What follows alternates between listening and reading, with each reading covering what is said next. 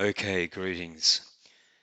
This lesson is on quadratic modeling, and basically what quadratic modeling is all about is using quadratic equations to model real-life problems.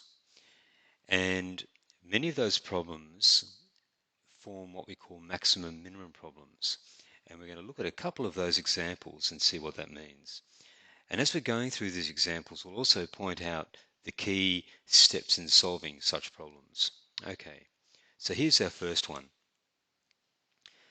We've got a group of people who wish to set up a playing area on the beach, and it's rectangular.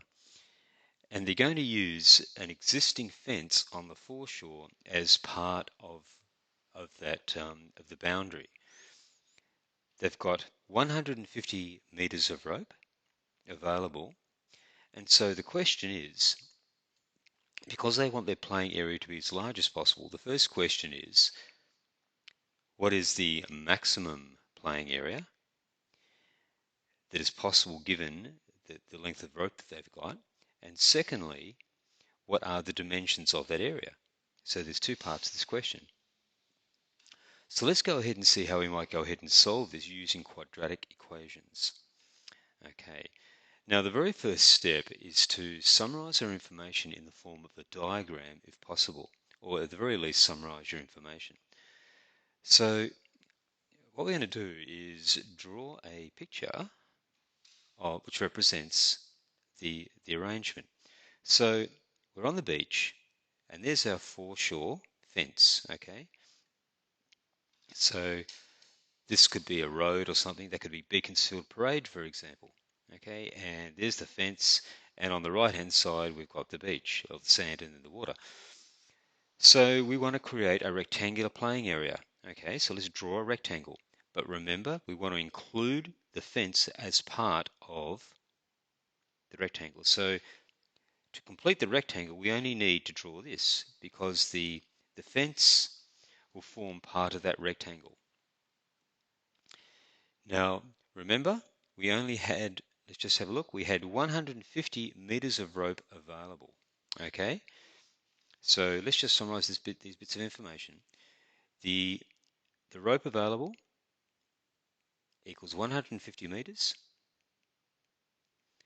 and we want to make it so that the area that we're playing in, this area in here, is as great as possible. In other words, we want to maximize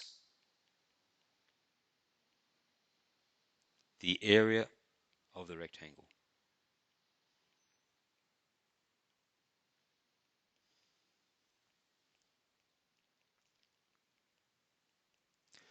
Okay, so the problem is about finding the dimensions of this rectangle when the area is maximized.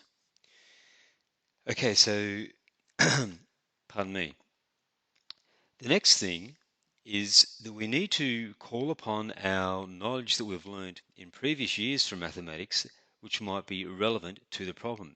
Now, here we're talking about area of rectangles. So in this problem, we're going to need to know how to calculate the area of a rectangle. Now, I know that everyone knows how to do that, but let's just write that explicitly. We need to know that the area of a rectangle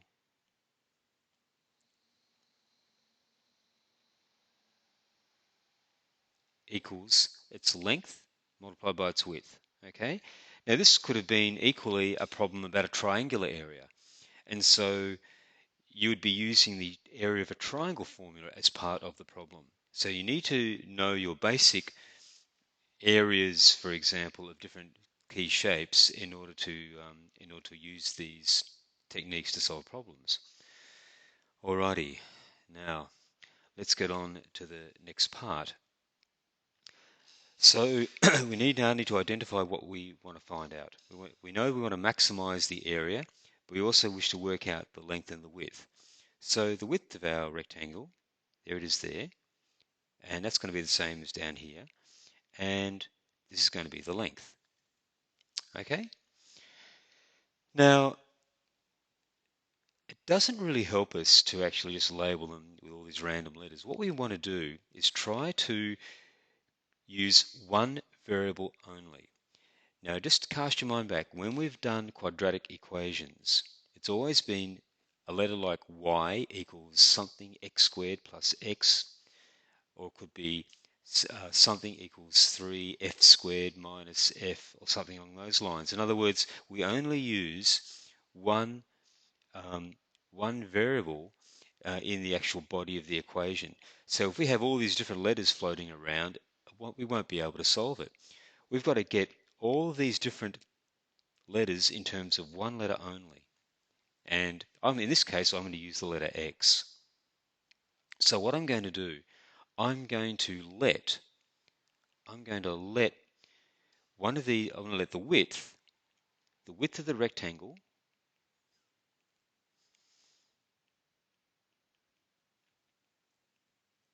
equal X. I'll write that down specifically so that when I find the value of X, I remember what it stands for. It stands for the width of the rectangle, not its length, not the area, but the width of the rectangle. Okay. Now let's see if I know that I'm going to call this X, and what I'll do, I'll get rid of the W's and the L's because they're just going to confuse the issue. So we just remove those, get rid of that, and get rid of that, and get rid of that. Okay.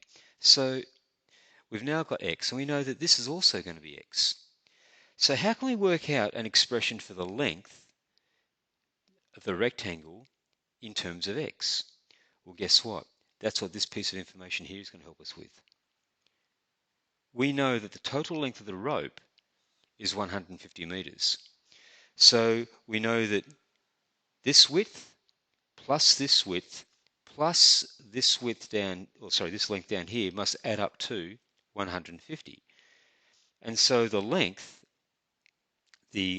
of our rectangle is going to equal 150, which is the amount of rope we've got, minus the two lengths. So it's minus 2x. So we now have an expression for the length of the rectangle. So we now know that this is going to be 150 minus 2x. Now notice we now have all the dimensions in terms of x only. And so you can see that if I was to work out the value of x, that would instantly give me the width, and it would allow me to calculate the length also. Okay, so that's part of the problem done, but we now need to maximize the area. In other words, we need to now move our pegs in the sand around so that the area included inside that rope is as great as possible. So this is where this is the maximum nature of the problem. And what you will find, if you made the rectangle, actually I'll create a new page just to point out something. I'll hide that. You could imagine, right? Here's our boundary fence. Now you can imagine you can make a really long, narrow rectangle, or you can make a rectangle look more like this, or you can make a rectangle that sort of went out this way more, or could be a long, skinny rectangle. There are a lot of different rectangles you can make.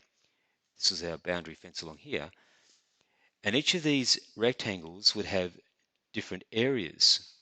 And so you can see that as we change the width of the rectangle here, x, the area is going to increase, and eventually it will eventually decrease down to nothing. In other words, imagine if there's my boundary fence and x was really, really, really small, like um, half a meter. So the width would be there. It'd be a really, really long playing field, and there's my other x value there. That area in there is really, really small. Okay.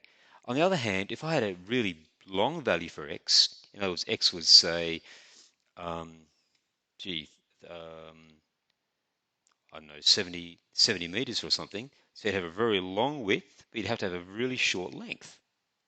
So clearly, if x is too small or too big, the area is really, really small. So it's somewhere in between those two values that the area is going to be the best. And if we plotted the area of the rectangle versus x, you would find that it creates some sort of a parabolic shape. And you could see if x equals 0, well, if x equals 0, the area is going to be 0, and at some other value, the area would be 0 as well. I'll leave you to think about what that value must be there. But at some point here, at the turning point of the parabola, you can see that our area is at a maximum. That's the maximum area there. So what we're trying to find effectively is a quadratic equation that represents the area of the rectangle, relating it to the value of x, and we wish to find the x value of the turning point. And that will tell us how wide the rectangle has to be. It'll also tell us what the maximum area is. So that's where the quadratic nature of this problem comes in. And you can see now why it's called a maximum problem, because we're trying to maximize the area of our rectangle. Maximum problems using quadratics always typically have a parabola that is upside down, that look like that. Some quadratic equation problems are called minimum problems, and you're trying to minimize something, in which case the parabola will be right way up like that. It'll be a happy parabola, and you're trying to find the minimum value. Okay, so really finding the maximum or minimum value of a quantity using quadratic equations ultimately involves using or finding the position of the turning point. Okay, so let's now go back to the problem. I'll get rid of that page. Okay, so here's what we've got. Okay, so let's create a quadratic equation which connects the area of the playing field with x. Well, remember, the linking part, the missing link is a relationship between x and the area of the rectangle, which is the formula for the area of a rectangle. So the area of our playing field is going to be the length times the width, which is going to be 150 minus 2x, that's length, multiplied by x. So we can write that as, let's call it A equals 150 minus 2x multiplied by x. Okay, in part 2, we'll now look at how we solve this problem. Okay, thank you.